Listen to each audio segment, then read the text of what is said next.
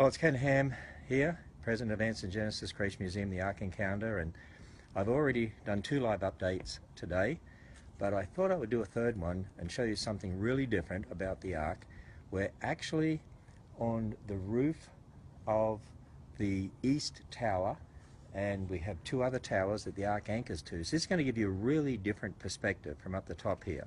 So let me show you. As we look over here, you're looking back at the 2 towers, the East Tower and the Middle Tower, and the Ark is on the other side over here.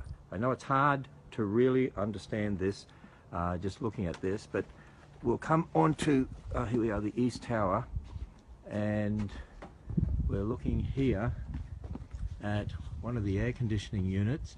Actually, there's one of these on each of the towers, and just to show you the size of them, I'll have a couple of our staff here walk up there, and there they are there, and you can see these are quite big units.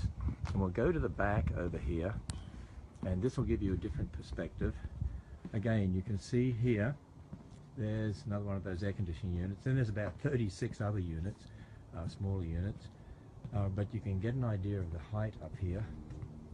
And so there we are, looking back at the Middle Tower, and beyond that the West Tower. Just see the edge of the parking lot behind that. And as we look back over here, looking at the beautiful countryside, and then we'll come across to where the Ararat Ridge Zoo is being built.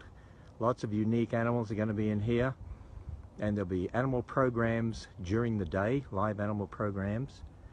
And down in the area I'm pointing to down there, that cleared area, we're actually building an 800 to 900 seat auditorium. That won't be ready when the Ark opens. Now, the Ararat Ridge Zoo will be ready when the Ark opens.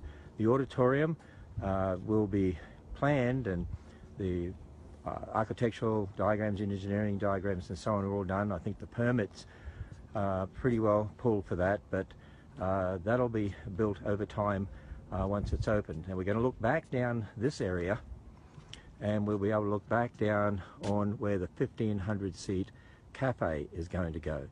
So you can see that they poured the floor for that, they have the basement in, and now they're putting up the wooden structure. It'll be a 2-story cafe, 1,500 seat cafe. And then as we come around the back here of this West Tower, we can see the part of the bow that'll be this massive sail, and the top of that is about 10 stories off the ground, and that's the bow end right there. A lot of ancient ships had a sail like that, and the water tank tests show that it really is great for stability. And what we're saying is, why wouldn't Noah have even been able to think about that sort of technology?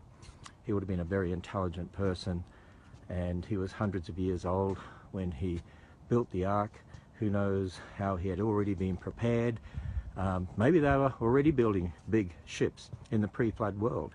I mean, after all, if you think about people like Isaac Newton or Thomas Edison or people like that all living together, really intelligent people, and the technology they might have accumulated, we want to give people a whole different view in regard to the building of the Ark. And sadly, many people have what I would call an evolutionary view of history.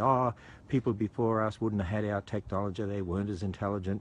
They probably had a sophisticated technology, very different than ours maybe. You know, people say, well, they wouldn't have had cranes. Well, they wouldn't have had cranes exactly like this, because these are cranes in our modern world. You know, there are people tell me, oh, they wouldn't have used modern tools. Well, of course not. We live in a modern world. We use the tools that we have today. But who knows what sort of tools they would have had. And they would have worked out understanding of levers and fulcrum and so on. And so I'm sure that they would have been able to use a sophisticated technology in building the Ark. And keep in mind, just within a few generations of Adam, they were workers of bronze and iron, the Bible says. Who knows what sophisticated sort of bronze and iron work that even developed by the time Noah was building the Ark. So this gives you a view from the back of the Ark. It's a view that people aren't going to get because they're not going to be up here on this particular part of the structure. This is what I can do while it's under construction in all my construction gear here, hard hat and vest and so on, looking back down there on the cafe, the 1500C cafe. So this will be my final live update for today. So I hope you enjoyed the 3 updates that I've done. Go to arkencounter.com, arkencounter.com, arkencounter.com for more details. And also, the Ark will open July 7. That's the first day it'll be open to the public. And the reason we chose July 7, because in Genesis 7:7 it says that Noah and his family entered the Ark. We're going to allow the public to enter the Ark on July 7. So that's when it first opens, July 7.